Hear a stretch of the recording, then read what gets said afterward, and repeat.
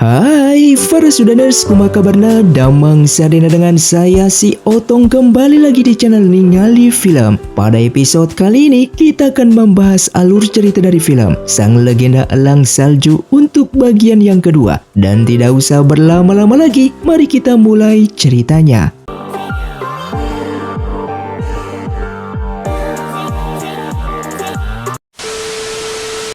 Film pun dilanjutkan dengan diperlihatkannya Sui Ying yang sedang berlatih kembali. Qiu Bai dan Xiao Xi yang kebetulan lewat lalu menghampirinya dan bahkan memberikan sebuah batu kristal yang dapat membantu Sui Ying menstabilkan energi spiritualnya.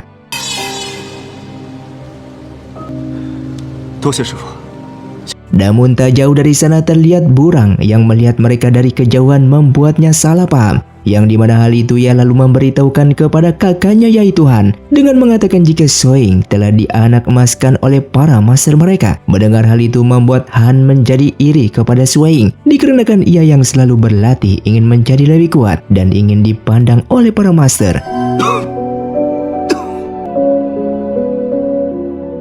Sehingga Burang yang memiliki rencana agar kakaknya yaitu Han dipandang memiliki kekuatan lebih kuat dibandingkan Sui Ying, sehingga ia pun menantang Sui Ying untuk bertarung. Namun ternyata pertarungan ini hanyalah sebuah umpan agar kakaknya yaitu Han mau bertarung dengan Sui Ying. Dengan berpura-pura terkena serangan dari Sui Ying yang kekuatannya tidak bisa dikendalikan, Han yang terpancing akan jebakan dari adiknya tersebut yang sedang berpura-pura terluka. Ia pun langsung menantang Sui Ying untuk bertarung. Di pertarungan itu, Han benar-benar menggunakan kekuatannya untuk menyerang Sui Ying dengan niat melukainya untuk membalaskan perbuatan Sui Ying kepada adiknya yang padahal hanya berpura-pura terluka.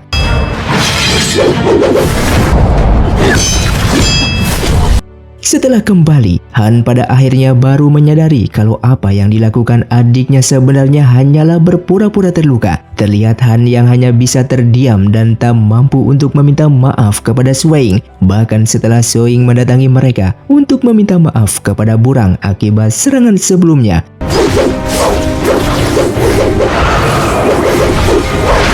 Di tempat lain, terlihat Aulan yang datang menemui Mo Yang Chen untuk meminta klannya membuatkan senjata dewa yang mampu melukai seseorang dengan level kultivasi suci, yang dimana level tersebut seperti para ketua sekte 5 aliansi.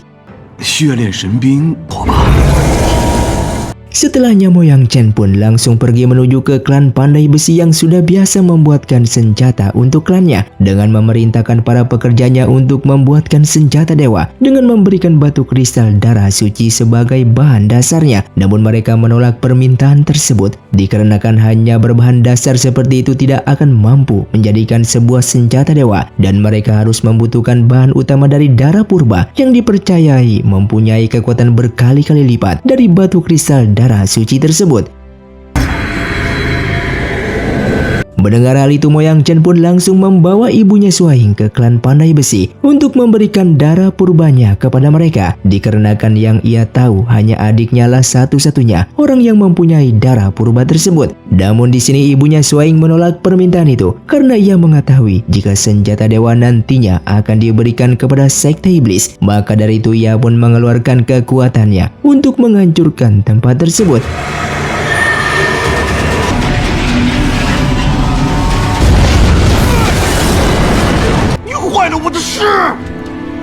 Setelahnya Mo Yang Chen pun kembali ke markas sekte iblis untuk melaporkan bahwa ia bersama klan Pandai Besi tidak mampu untuk membuatkan sebuah senjata dewa. Namun di sini ia mengusulkan kepada Aulan untuk membeli senjata dewa kepada klan Kong, merupakan klan yang selalu menjual barang-barang antik terutama senjata, dan pastinya mereka memiliki senjata dewa.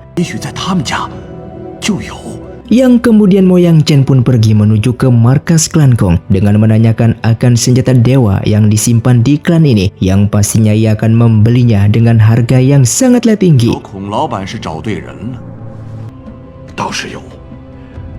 Setelah mendapatkan senjata dewa yang mereka butuhkan, Aulan pun langsung memimpin penyerangan ke wilayah sekte Kotawan untuk merebut kembali batu kristal yang telah diambil oleh sekte 5 aliansi.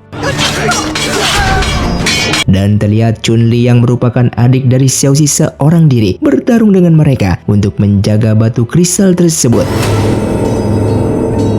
Dengan menggunakan kekuatan dari senjata dewa, Aolan pada akhirnya dapat dengan mudah menguasai sekte kota awan dan menyandra Chun-Li. Namun ternyata batu kristal tersebut disimpan di sebuah tempat dan hanya dengan teknik gabungan dari Xiaoxi bersama Chun-Li lah yang mampu membukanya. Tak lama kemudian Xiaoxi yang baru kembali ke sektenya, ia hanya terkejut melihat adiknya itu telah disandra oleh sekte iblis. Dengan keadaan seperti ini ia pun terpaksa menuruti permintaan Aolan untuk membuka pintu penyimpanan batu kristal di tempat tersebut. Namun ternyata ia tidak berniat untuk menyerahkan batu-batu tersebut kepada sekte iblis, melainkan untuk menyerap seluruh energi dari batu kristal yang ada di sana dengan mengubahnya menjadi ledakan energi yang sangatlah besar. Ia yang menyadari akan mati, ia pun membuat sebuah portal untuk mengirim adiknya itu, yaitu Chun-Li, keluar dari sana. Dengan ledakan yang sangat dahsyat tersebut, ternyata tak mampu membunuh Aolan yang hanya mendapatkan luka saja.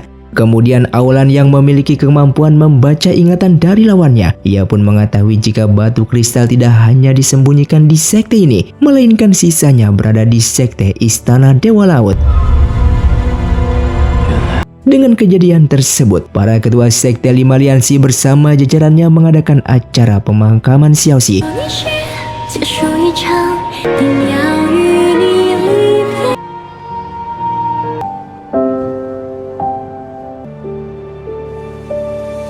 Namun di saat bersamaan sekte iblis ternyata juga memanfaatkan keadaan tersebut dengan melancarkan serangan ke wilayah sekte Istana Dewa Laut dan mengambil batu kristal itu. Menyadari kalau wilayah sekte Istana Dewa Laut sedang diserang, Kyuubi pun langsung berteleportasi bersama yang lainnya untuk melindungi wilayah itu. Namun ternyata mereka terlambat dan batu kristal yang ada di sana sudah dibawa oleh Aolan.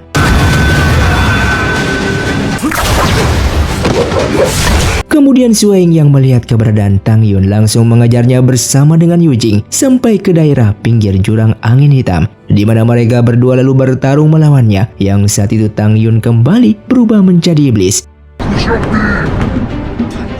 Namun di saat Kyuubi dan yang lainnya tiba di tempat tersebut, tanpa diduga Tang Yun memilih untuk menghancurkan pijakan tempat mereka berdiri yang membuat Sueng terjatuh bersamanya.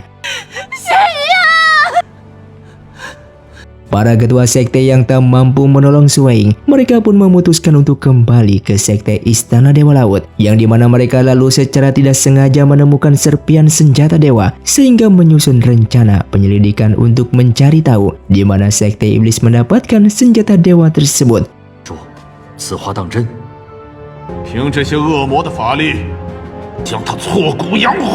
Sementara itu kabar tentang Sueng yang jatuh ke dalam jurang angin hitam pada akhirnya sampai ke telinga Kingxi, yang dimana ia langsung menuju ke tempat tersebut dan akan menolong kakaknya itu. Namun Jirong yang mengetahui tindakan bodoh Kingxi ini langsung mencegahnya, karena tempat tersebut dikenal sangat berbahaya dan belum pernah ada orang yang bisa selamat setelah jatuh ke dalamnya.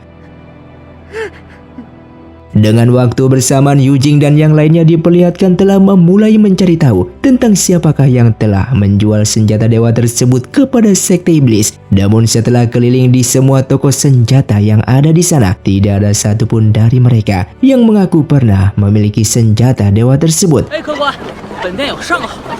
Yujing yang masih mempercayai kalau Sueng masih hidup, ia pun mencari tahu tentang informasi jurang angin hitam tersebut di perpustakaan. Sampai pada akhirnya ia menemukan sebuah catatan kuno tentang cara menuruni jurang angin hitam menggunakan sebuah alat yang dapat memecahkan angin. Meskipun hal itu sangat beresiko karena cara ini mungkin saja tidak akan berhasil, namun ia tetap nekat melakukannya. Hingga pada akhirnya ia pun berhasil menemukan Sueng yang terperangkap dan sudah tidak sadarkan diri.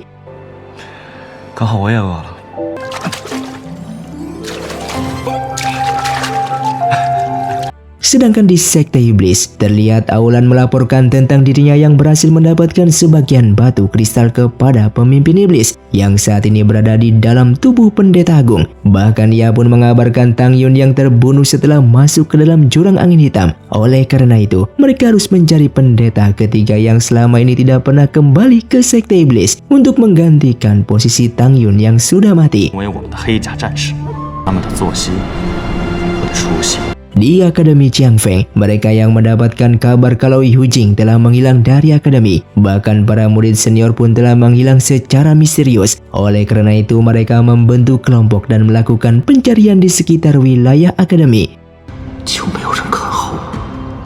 Tak lama kemudian tiba-tiba muncul sebuah benda yang ternyata adalah lonceng iblis. Yang mana hal itu sebenarnya sangat tidak mungkin terjadi berada di dalam akademi ini. Kecuali ada pengkhianat dari sekte iblis yang sedang menyusup. Oleh karena itu Qiu Bai pun langsung melaporkan informasi ini kepada para ketua sekte. Agar mereka mulai waspada terhadap serangan dari sekte iblis. Sampai pada akhirnya diputuskan kalau mereka akan memasang segel penghalang di sekitar akademi. Dan memerintahkan para murid di sana untuk berpatroli secara bergantian.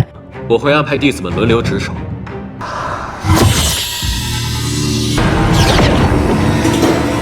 Singkatnya hal yang dikhawatirkan mereka pada akhirnya terjadi, yang dimana Burang tiba-tiba diculik oleh sosok hitam yang muncul di hadapannya saat dirinya sedang berpatroli. Mengetahui hal itu, Qiu Bai pun langsung memerintahkan para murid untuk tetap di wilayah akademi dengan memperkuat segel penghalang. Namun Han yang ingin menolong adiknya tersebut justru menerobos penghalang secara diam-diam, yang mana perbuatannya itu justru membahayakan Akademi Qiangfeng dan akhirnya membuatnya dihukum oleh Qiu Bai untuk terus berlatih sampai ia menyadari kesalahannya sendiri.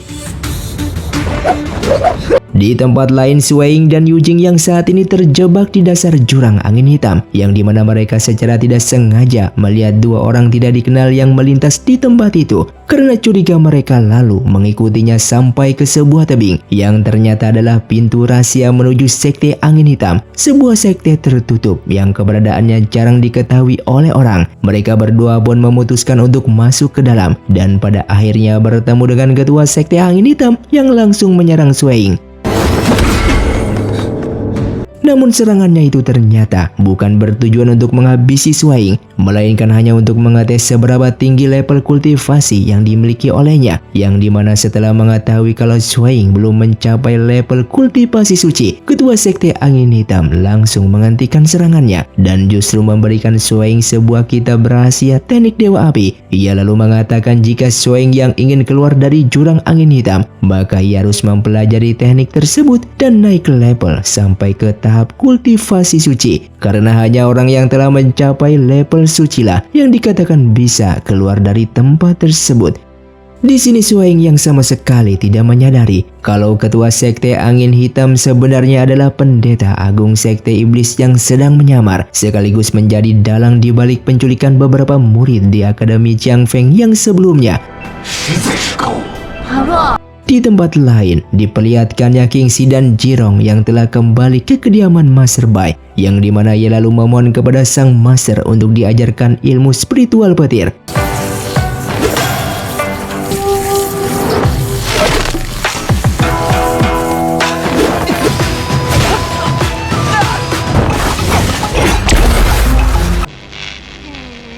Dengan waktu bersamaan, Sui Ying juga sedang berlatih teknik dewa api seperti yang diminta oleh ketua sekte angin hitam. Dan hebatnya hanya dalam waktu 1 malam, ia sudah mampu menguasai teknik tersebut.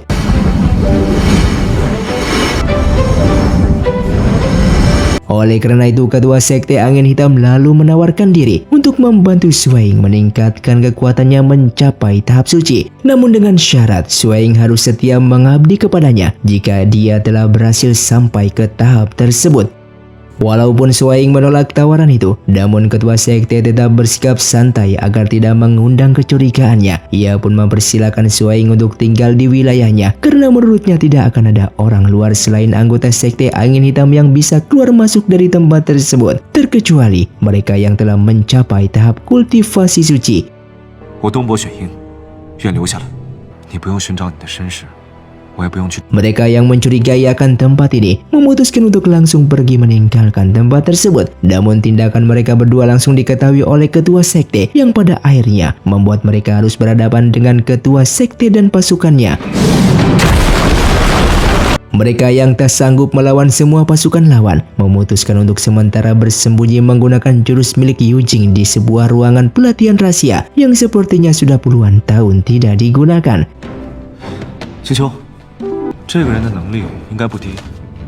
Terlihat di saat Yujing mentransfer energinya kepada Suing yang keadaannya sedang melemah, tiba-tiba ia merasakan ada lonjakan energi yang sangat besar muncul di sekitarnya yang entah dari mana berasalnya.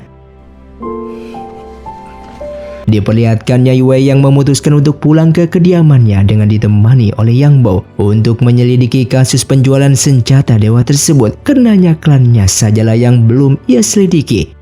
爹，我没闯祸。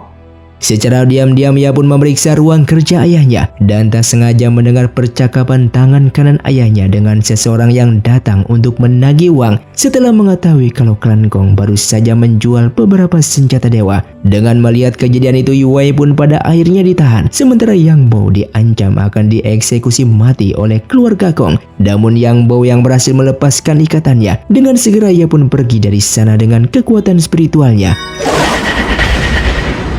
Singkatnya di malam harinya, terlihat mereka berdua lalu melakukan penyamaran dan menakut-nakuti tangan kanan ayahnya Yue menggunakan jimat penyamaran milik Yang Bo untuk mencari tahu kepada siapakah senjata dewa itu dijual. Sampai pada akhirnya mereka pun mendapatkan informasi kalau senjata dewa milik klan Gong telah dijual kepada Moyang Chen. Kembali ke Suing dan Yujing setelah merasa kondisinya sedikit membaik. Mereka lalu melanjutkan pelariannya untuk mencari jalan keluar dari tempat tersebut. Namun mereka yang terpojok harus bertemu dan bertarung dengan ketua sekte kembali. Suing yang terluka justru membangkitkan kekuatan terpendamnya yang membuat level kultivasinya ke tingkat suci, yang dimana kejadian itu juga memunculkan fenomena langit yang menandakan telah lahirnya pendekar level suci yang baru di dunia persilatan. Ketua sekte pun tidak tinggal diam begitu menyadari apa yang baru saja terjadi pada Suing dan langsung melancarkan serangan rahasia untuk memblokir aliran energi di tubuhnya, yang dimana hal itu membuat proses kultivasi Suing terhenti di tengah jalan dan menjadi tidak sempurna. Setelah berhasil keluar dari jurang angin hitam, Yujing lalu bergegas membawa Suing kembali ke akademi dan menceritakan apa yang baru saja terjadi. Namun setelah dicek, tidak ditemukan adanya tanda-tanda energi kultivasi suci di tubuh Suing.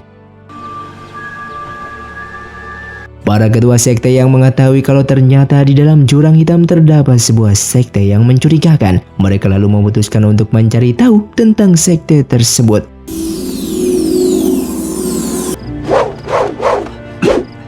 Di tempat lain, diperlihatkannya Yang Bo dan Yue yang saat ini telah berada di wilayah klan Moyang untuk melanjutkan penyelidikannya, yang dimana Yue lalu melakukan penyamaran sebagai tamu yang diutus oleh keluarga Gong dengan berpura-pura ingin menjalin kerjasama dengan Moyang Chen, dan pada akhirnya mereka berhasil mendapatkan informasi tentang lokasi klan Pandai Besi yang biasa membuat berbagai macam senjata untuk klan Moyang tersebut. Kembali ke Akademi Jiangfeng, diperlihatkannya Suing yang lukanya sudah mulai membaik pada akhirnya kembali ke jurang angin hitam bersama dengan para ketua sekte. Namun di saat sampai di sana, orang-orang sekte tersebut sudah tidak ada di tempat itu. Lalu saat sedang memeriksa keadaan sekitar dan tidak sengaja menemukan gantungan kunci milik Burang yang menegaskan kalau para murid Akademi Jiangfeng yang diculik sebelumnya ditahan di tempat tersebut. Bahkan mereka menemukan sebuah retakan besar di dasar jurang. 竟然忽略了这道不同寻常的巨大裂缝。龙山楼知晓天下大事， Lalu mereka pun bergegas menuju Aula Longshan untuk mencari informasi tentang daftar orang terkuat di negara ini yang mampu membuat retakan sebesar itu. Karena dikatakan tidak semua orang mampu melakukan hal itu, bahkan para ketua 5 sekte. Ketua Wei yang merupakan pemimpin Aula Longshan lalu membuka daftar 5 orang yang dikatakan punya kekuatan besar, namun 3 diantaranya telah lama mati dan hanya menyisakan 2 orang saja, yaitu ibunya Suing yang sudah sejak lama ditahan di penjara klan Moyang, dan Lian yang kekuatannya baru saja terkuras setelah mempertahankan Aula Iblis dari serangan sekte iblis. Namun ketua Wei mengatakan bahwa ada 1 orang lagi yang kemungkinan menyembunyikan kekuatan yang sangatlah besar di negara ini. Dia merupakan Master Bai, seorang kultivator misterius yang sangat jarang berbaur dengan masyarakat, yang tidak lain adalah gurunya Kingxi. Mendengar informasi itu, ketua sekte Istana Dewa Laut curiga kalau orang yang dimaksud sebenarnya adalah kakak seperguruannya yang telah mengganti identitasnya. dan menghilang dari dunia persilatan sejak lama. Diceritakan kalau 20 tahun yang lalu ia mempunyai kakak seperguruan yang akan menjadi pemimpin sekte selanjutnya. Namun saat perang besar terjadi, dia terkena racun iblis yang membuat tubuhnya tidak bisa dikendalikan seperti iblis. Oleh karena itu dia pun memilih untuk meninggalkan sekte dan mengasingkan diri karena tidak ingin memperburuk reputasi sekte Tao. Setelahnya mereka pun dengan segera menuju ke kediaman Master Bai hingga Kingxi pun kembali bertemu dengan sang kakak setelah sebelumnya diyakini telah mati. Lalu begitu bertemu dengan Master Bai, mereka pun langsung mengutarakan kecurigaannya yang justru disambut kesal oleh Master Bai. Sehingga Master Bai terpaksa memberikan pelajaran dengan mengirimkan mereka semua ke dalam dimensi spiritual miliknya. Walaupun semua ketua sekte 5 aliansi ikut masuk ke dalam dimensi tersebut, namun tidak ada satupun dari mereka yang mampu menghancurkan dimensi itu. Sampai akhirnya Suaing berhasil memecahkan teka-teki untuk keluar dari tempat tersebut, sehingga ia meminta para ketua sekte untuk menyerang titik-titik tersebut secara bersamaan, hingga mereka pun berhasil keluar dari dimensi itu. Di saat Suaing mencoba berbicara dengan Master Bai secara baik-baik, justru para ketua sekte memanfaatkan kesempatan itu untuk menahan Master Bai hingga membawanya kembali ke markas untuk diinterogasi. 绝不能放过他。 Di tempat lain, diperlihatkannya Aulan yang sedang menemui pemimpin iblis untuk melaporkan bahwa mereka telah menemukan lokasi kedua untuk membuka portal dimensi iblis, dikarenakan portal aula iblis yang sebelumnya telah dijaga ketat oleh pasukan 5 sekte aliansi. Lokasi kedua itu ternyata wilayah klan Elang Salju, karena di wilayah tersebut memiliki keterikatan yang saling menghubungkan antara dimensi manusia dan dimensi iblis. Mendengar hal itu, pemimpin iblis lalu memerintahkan Aulan untuk segera memulai pergerakan dan mengabarkan pendeta ketiga agar melakukan misi tersebut, yang ternyata pendeta ketiga ini merupakan Jirong, murid senior dari Master Bai. Sementara itu Yang Bo dan Yue yang sebenarnya telah mendapatkan info tentang klan pandai besi milik klan Moyang, mereka lalu pergi ke tempat tersebut untuk melanjutkan penyelidikannya, yang dimana mereka akhirnya berhasil mendapatkan informasi tersebut jika klan pandai besi ini tidak mampu membuat senjata dewa tersebut, sehingga Moyang Chen membeli senjata itu dari klan Kong, yaitu klan milik Yue. Kembali ke Akademi Jiangfeng, diperlihatkan Master Bai yang saat ini sedang ditahan oleh para ketua sekte, lalu didatangi oleh Han yang diingin menginterogasikan Master Bai. Namun tiba-tiba racun iblis yang berada di tubuh Master Bai ini aktif kembali, yang membuatnya seperti iblis. Melihat hal itu, ketua sekte Tao yang baru datang ke sana langsung menyerang Han hingga tak sadarkan diri untuk melindungi Master Bai dari para ketua sekte lainnya. Disinilah ketua sekte Tao pada akhirnya mengetahui kalau Master Bai memang adalah seniornya yang dulu pergi meninggalkan sektenya untuk mengasingkan diri. 我会想尽一切办法。 Untuk melindungi Master Bai dari ancaman para ketua sekte, ia pun meminta Master Bai untuk pergi dari sini dan kembali ke kediamannya, yang membuat para ketua sekte di sana terkejut akan keputusan tersebut.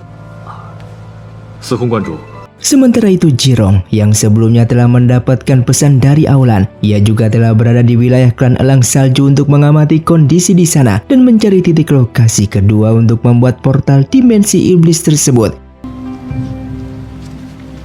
Singkatnya, para murid Akademi Jiangfeng pada akhirnya kembali berkumpul di akademi, dan di sini Yang Bo bersama Yue lalu melaporkan temuan mereka kepada para ketua sekte tentang Moyang Chen yang ternyata telah bekerja sama dengan sekte iblis. Dengan mendengar kabar tersebut, para ketua sekte lalu menyalahkan ketua sekte Gunung Dewa atas semua yang terjadi akibat ulah Moyang Chen yang merupakan muridnya. Ternyata dulunya Moyang Chen merupakan salah satu murid dari sekte Gunung Dewa, namun karena terlalu terobsesi dengan kekuatan, Moyang Chen pun mempelajari jurus terlarang dari sekte iblis yang membuatnya diusir dari sekte Gunung Dewa. Oleh karena itu, sang ketua sekte Gunung Dewa harus menemukan Moyang Chen dan akan menghukumnya atas perbuatannya tersebut.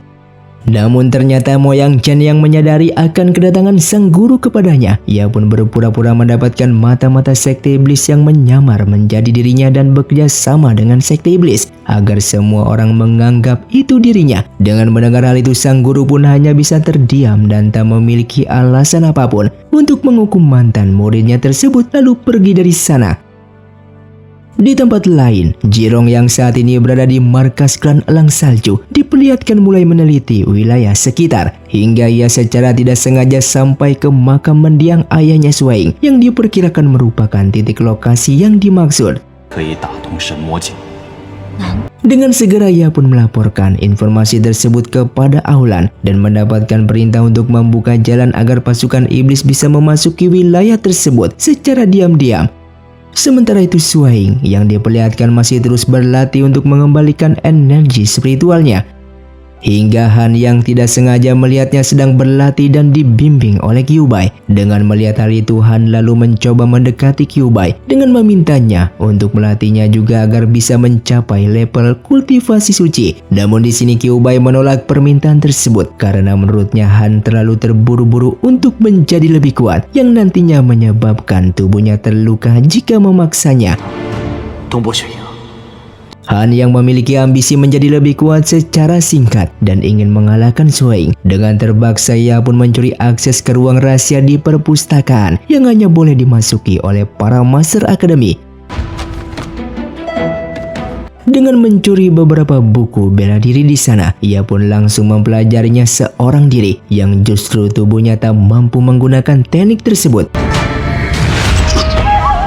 Singkatnya esok hari pun tiba. Di saat mereka sedang membersihkan perpustakaan, seketika kepala Yujing tertimpa sebuah benda yang membuatnya terlihat masa lalu di waktu kecil yang terpisah dari orang tuanya saat sedang terjadi perang melawan seseorang yang mempunyai kekuatan salju. Yang ternyata Yujing bukanlah berasal dari Sekte Tao, melainkan hanya anak kecil yang tersesat dan dirawat oleh ketua Sekte Tao hingga sampai saat ini. Setelah tersadar kembali, ia lalu menceritakan hal tersebut kepada Kyuubai yang kemudian memerintahkannya untuk pergi menemui Lian. Karena berdasarkan ingatan Yujing lihat, kejadian tersebut terjadi di aula iblis yang saat itu sedang dijaga oleh klan Shi. 这是个秘鲁有醒神的贡献。 Yujing yang memutuskan untuk segera pergi menemui Lian dengan ditemani oleh Suing. Namun di depan gerbang akademi mereka tidak sengaja bertemu dengan Ketua Kong yang sengaja datang untuk membicarakan tentang perjodohan antara Suing dan Yue yang sebelumnya sempat tertunda. Di sini Suing yang kembali menegaskan kalau ia tidak ingin menjalani perjodohan tersebut, membuat Ketua Kong terdiam dengan ingin membalaskan dendamnya karena telah mempermalukannya di depan umum. Setelah mereka tiba di wilayah klan Shi, tiba-tiba dua orang misterius datang yang ingin menyerang Yujing.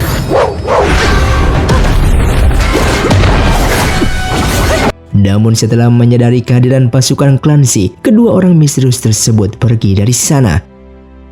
Singkatnya setelah mengetahui kalau Yujing dan Suing merupakan murid Akademi Jiangfeng, dengan menjelaskan tujuannya, mereka tetap tidak mendapatkan petunjuk apapun dari Lian. Sebaliknya dari pertemuan itu, Lian yang pada akhirnya mengetahui kalau Burang telah diculik oleh Sekte Iblis, dan Han yang merupakan kakaknya Burang sama sekali tidak melaporkan kejadian tersebut kepada dirinya. Sementara Han sendiri masih terus berlatih demi ambisinya untuk menjadi lebih kuat. Namun akibat tindakannya yang telah mencuri akses rahasia perpustakaan, ia pun dihukum oleh para master di sana. Bahkan Lian yang telah sampai di akademi langsung marah dan menyerang Han karena telah menutupi kabar hilangnya Burang.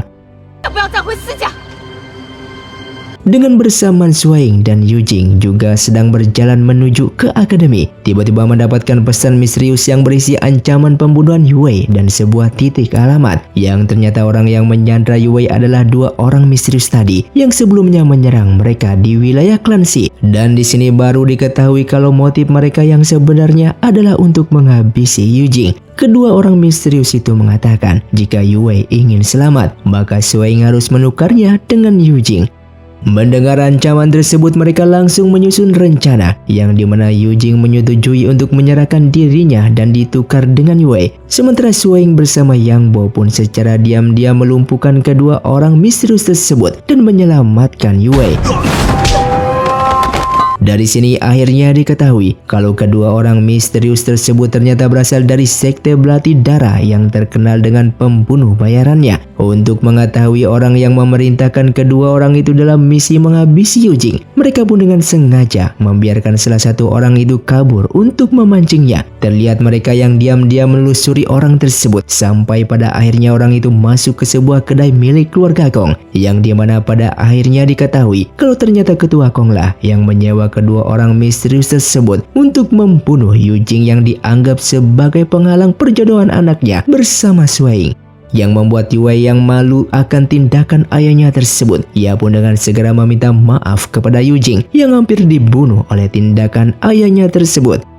Sementara itu Jirong yang sebelumnya diperintahkan Aulan untuk membantu menyusupkan prajurit iblis ke wilayah klan Elang Salju diperlihatkan sedang menjalankan rencananya dengan menambahkan sedikit ramuan tidur ke dalam masakan yang ia siapkan untuk Kingxi dan yang lainnya. Namun seketika Kingxi tidak sengaja menjatuhkannya yang langsung membuatkan masakan baru. Jirong yang tidak ingin rencananya gagal, ia pun kembali ke dapur dan membuatkan masakan baru yang telah diberikan ramuan tidur untuk mereka. Singkatnya, setelah semua orang di klan Elang Salju tertidur lelap, Jirong dengan leluasa membukakan gerbang untuk aula dan pasukannya yang telah menunggu di sana, yang dimana ia lalu mengantarkan mereka ke makam mendiang ayahnya Shuai untuk mempersiapkan ritual pembukaan portal dimensi iblis di tempat tersebut. Namun Kingxi yang seharusnya tidur seperti yang lainnya, seketika ia terbangun dan merasakan ada sekelompok orang yang telah memasuki wilayahnya. Dan benar saja di saat ia berada di makam ayahnya, seketika pasukan sekte iblis menyerangnya. Namun dikarenakan Kingxi yang sudah mempelajari bela diri dan mempelajari spiritual petir dari Master Bai, ia pun mampu mengalahkan dan membunuh para prajurit sekte iblis tersebut.